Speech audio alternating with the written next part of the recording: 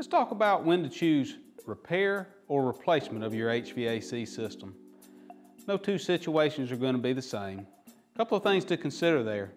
How long do you intend on being in the home? What are the repair costs versus the replacement costs, and what is the age of your HVAC system?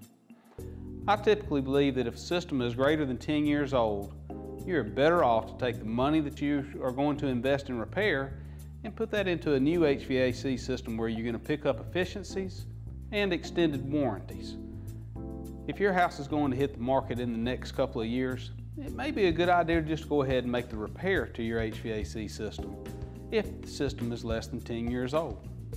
On the other hand, if you know that you're going to be in the home for many years to come, this is probably going to be a good time to go ahead and take the money that you would invest in the repair and put it into a new piece of equipment.